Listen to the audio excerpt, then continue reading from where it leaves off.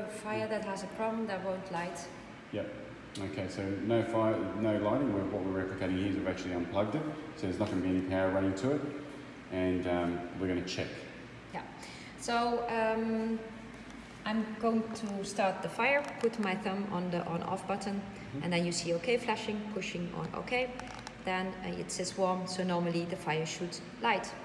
After doing this, within a few seconds, the receiver should give a beep, but we don't hear a beep, and we will see that the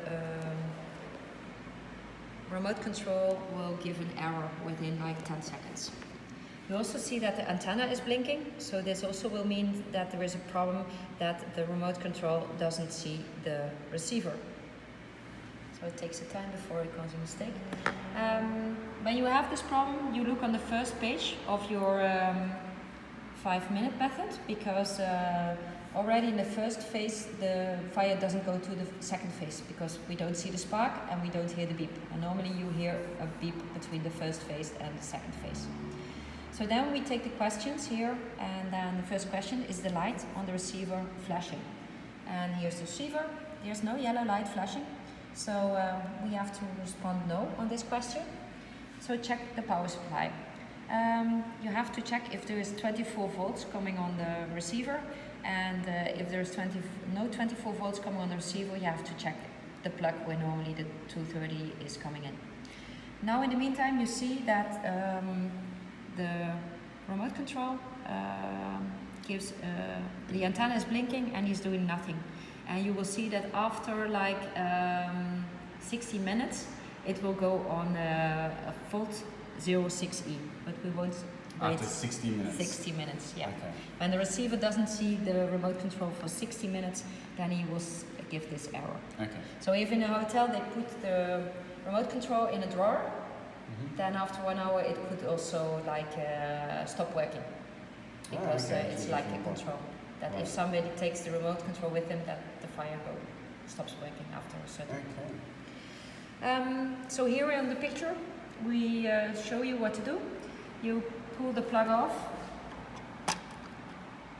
and you're going to put your multimeter on volt, on VAC, and I will put one pin of my multimeter inside of the plug, and the other one I put on the outside.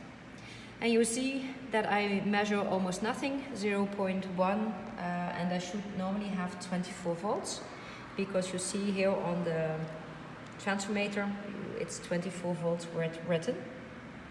And also where the plug is coming in on the receiver, you see also 24 volts.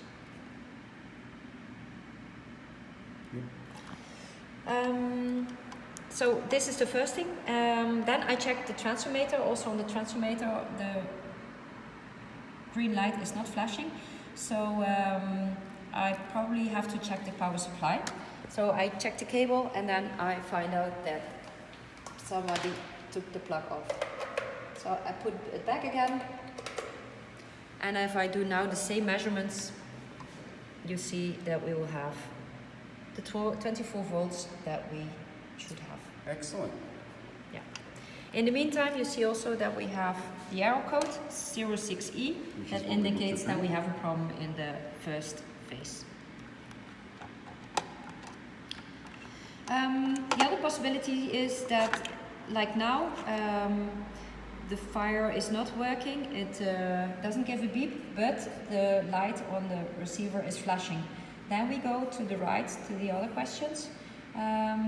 So the other question is, put the remote control closer to the unit and push on the big button. So we now going to put it closer, push on the big button, and you see now the problem is also solved. If this doesn't work, you have to try to synchronize the remote control again. So we did it before.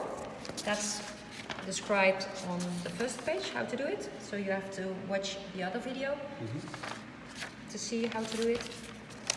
If that doesn't solve the problem, you check the signal strength between your remote control and your receiver. How do you do it?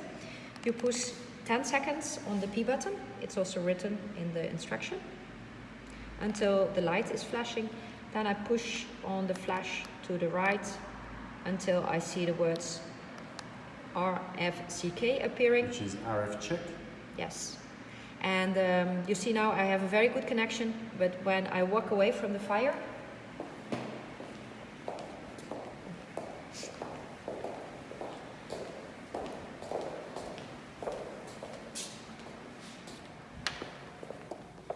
Have a look at your beautiful training facilities yeah, over here. then It's already dropped down it drops to down to 3. Normally and to 0. To 0, yeah. So 0 is not enough and 1 is not enough, only 2, 3 and 4 is we enough. go closer. Yeah. So now you see it goes back up to 4. And this kind of a problem you can have if you put too much media between your receiver and your remote control. For example, if you want to hide your control box by putting a marble or wood or whatever. So yeah. this means that this blocks the signal, and then you have to remove. Well, because we've got so much length on this line, so what we're saying is unlike most fireplaces where all control boxes are kept within the unit, and sure enough you can pretty much do the same with this, there is the capability of actually having pretty much all of this, obviously with the exception of the burner, at quite a distance away from the fireplace. Yeah. Okay. So if you have a good signal and still your fire doesn't light, this will mean that the receiver is faulty, because the receiver then probably won't give the signal to ignite to the ignition transformator. So then you have to replace the receiver. Thank you. That's this phase.